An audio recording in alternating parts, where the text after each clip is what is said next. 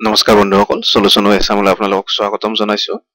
আজি আমি অতি গুৰুত্বপূৰ্ণ কেইটামান জিকেৰ প্ৰশ্ন আৰু ইয়াৰ উত্তৰ আলোচনা কৰিবলৈ লৈছো। আটাইকেইটা প্ৰশ্নই আপোনালোকৰ ষ্টেট গভৰ্ণমেণ্টৰ এক্সামৰ প্ৰিভিয়াছ পেপাৰৰ পৰা লোৱা হৈছে।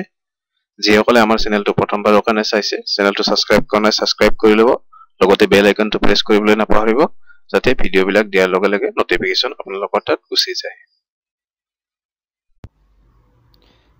এক নম্বৰ প্ৰশ্নটো হৈছে পৃথিৱীত এনেকুৱা কেইখন দেশ আছে য'ত সেনা নাই মানে আৰ্মি নাই।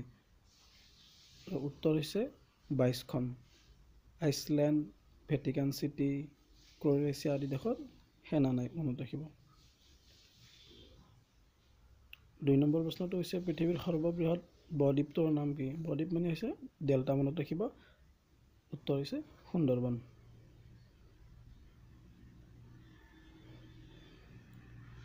তৃতীয় প্ৰশ্নটো হৈছে আটাইতকৈ কম সংখ্যক এদিনীয়া আন্তঃৰাষ্ট্ৰীয় খেলত 10,000 ৰান সম্পূৰ্ণ কৰা বেটছমেনজনৰ নাম কি? উত্তৰ হৈছে বিৰাট কোহলি। আৰু আটাইতকৈ কম বয়সত 10,000 কোনে সম্পূৰ্ণ কৰিছে বুলি ক'লে আমি সকলোৱে জানো শচীন তেণ্ডুলকাৰ, মনত ৰাখিব।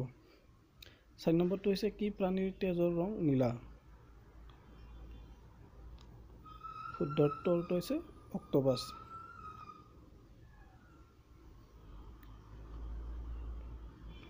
5 নম্বৰ প্ৰশ্নটো হৈছে সৌৰজগতৰ কোনটো গ্ৰহক ৰঙা গ্ৰহ বুলি কোৱা হয়? শুদ্ধ উত্তৰ হৈছে মংগল।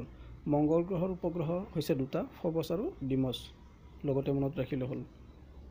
6 নম্বৰ প্ৰশ্নটো হৈছে কি প্ৰাণীৰ কলিজা 3টা মানে হাৰ্ট 3টা? উত্তৰটো হৈছে অক্টোপাছ।